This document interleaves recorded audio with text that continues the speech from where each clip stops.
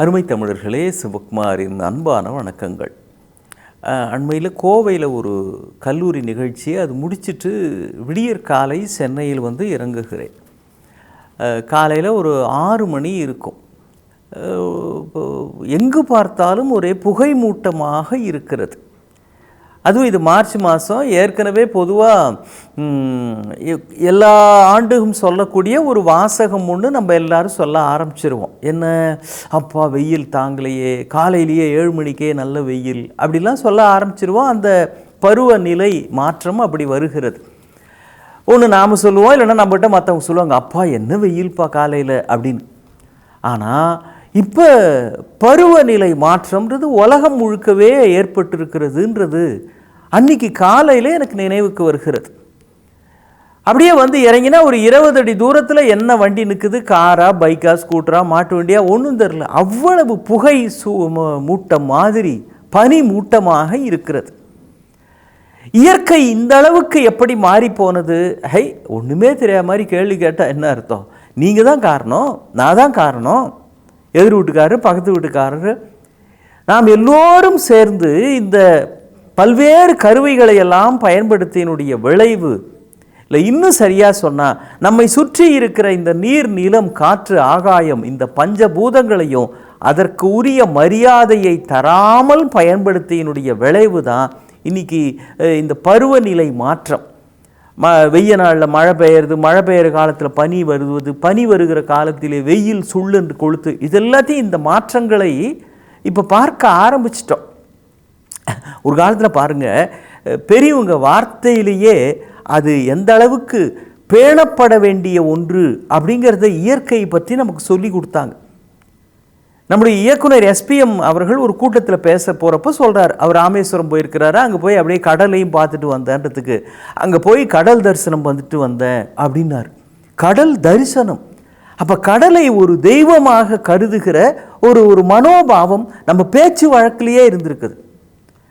அதே மாதிரி ஆற்றில் அந்த காலத்து பெரியவங்கள்லாம் அதை அசிங்கம் பண்ண மாட்டாங்க. ஆற்று நீருங்கிறது புனிதமான தண்ணீர். அதில் எந்த வகையான களங்கங்களும் சேர்க்கக்கூடாதுன்றதில் நம்ம பெரியவங்களாம் ரொம்ப பக்தி சிரத்தையாக இருந்தாங்க. சில பேர் அதில் ஏதாவது காசு போட்டு தான் குளிக்கவே ஆரம்பிப்பாங்க. ஒரு குரு தட்சணை மாதிரி, சாமிக்கு தட்சணை கொடுக்குற மாதிரி தான் காற்று ஆற்றுக்கும் அதை போட்டுட்டு தான் குளிப்பாங்க. குளத்தில் குளித்தாலும், ஆற்றுல குளித்தாலும், கடலில் குளித்தாலும் அதுக்கு ஏதோ ஒரு வகையிலே மரியாதை செய்ய வேண்டும், அது மதிக்கப்பட வேண்டும் அப்படிங்கிறத நம்ம பெரியவங்க நமக்கு இந்த மாதிரி பழக்க வழக்கங்கள் மூலமாக சொல்லி வச்சுருக்கிறாங்க.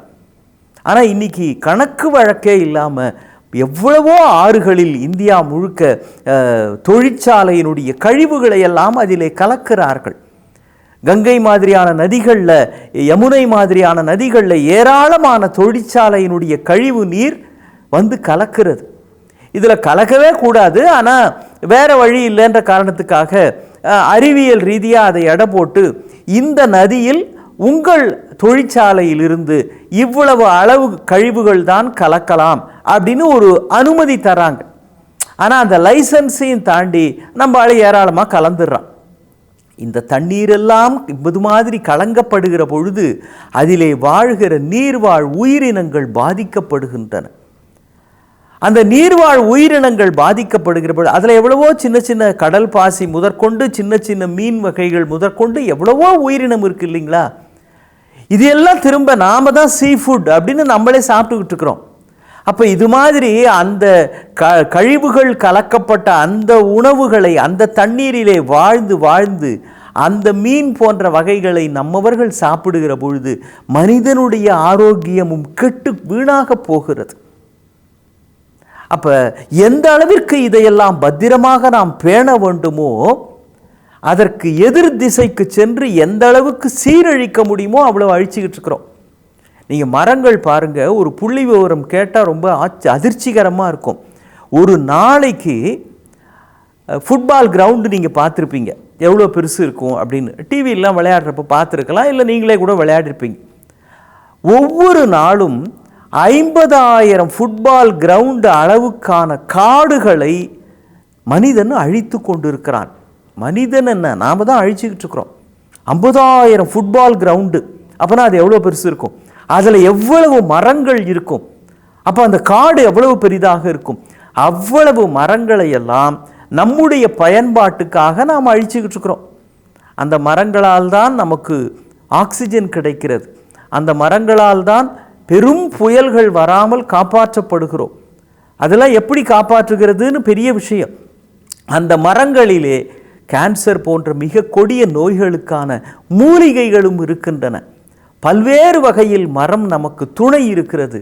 ஆனால் கொஞ்சம் கூட கவலையே படாமல் காடுகளை எல்லாம் நாம் அழித்து கொண்டிருக்கிறோம். அப்படின்னா இது மறைவாக காடுகளுக்கு செய்கிற கேடு அல்ல, இது மனித குலத்துக்கு நாமே செய்து கொள்ளுகிற கேடு. ஒரு பழைய ஆங்கில திரைப்படம் ஒன்று, அந்த திரைப்படத்தினுடைய கிளைமேக்ஸில் ஒரு சாஃப்ட்வேர் ஒன்று நம்மளை பார்த்து பேசும், படம் பார்க்குறவங்கள பார்த்து. பின்னணியில் மிகப்பெரிய நம்ம பயன்படுத்திட்டு போட்ட இந்த செல்ஃபோன், அப்புறம் லேப்டாப்பு, ரிப்பேராக போனதெல்லாம் வேணாம் தூக்கி போட்டுடுறது, ஃப்ரிட்ஜு, ஏசி, டிவி, இது மாதிரி மின்னணு சாதனங்கள்லாம் இருக்குது இல்லைங்களா. பின்னணியில் அப்படியே இதெல்லாம் அப்படியே மலை மாதிரி குவிஞ்சிருக்கும். முன்னால் இருந்து ஒரு சாஃப்ட்வேர் நம்மளை பார்த்து பேசும், ஒரு மென்பொருள். அந்த அந்த மென்பொருள் நம்மளை பார்த்து ஒரு வாசகம் சொல்லும். இந்த குட்டி போட்டு பால் தருகிற உயிரினங்கள் இருக்குது இல்லைங்களா, நம்மளும் அதில் ஒன்று தான். அதெல்லாம் மேமல் அப்படின்னு சொல்லுவாங்க ஆங்கிலத்தில்.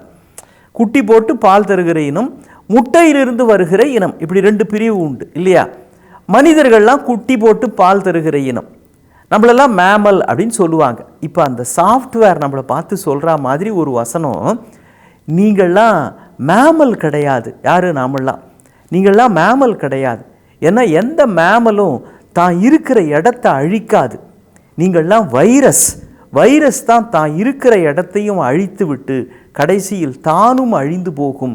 மனிதனே, நீ ஒருவன் தான், நீ இருக்கிற இடத்தையும் அழிக்கிறாய். இது உன் இனத்துக்கே நாளைக்கு அழிவாகவும் மாறும் அப்படின்னு ஒரு பெரிய உண்மையை ஒரு மின்னணு கருவி, மென்பொருள் மூலமாக நமக்கு சொல்லியிருப்பாங்க. நமக்கு எதுவுமே கம்ப்யூட்டர் மூலமாக வந்தால் தானே நம்ம நம்புகிறோம். அறிவியல் தானே நமக்கு கடவுள். அது வாயிலிருந்தே நமக்கு வருகிற அருள் வாக்கு மாதிரி இதை சொல்லி இருக்கிறார்கள். காதுள்ளவன் கேட்க கடவான்னு விவிலியத்தில் ஒரு வாசகம் உண்டு. அது மாதிரி அறிவியல் நம் கட்டுப்பாட்டில் இருக்கிற வரைக்கும் ஆனந்தமான வாழ்வு, அதன் கட்டுப்பாட்டில் செல்லுகிற பொழுது வாழ்வு என்பதே கேள்விக்குறி. கொஞ்சம் யோசிப்போமே. மீண்டும் சந்திப்போம். வணக்கம்.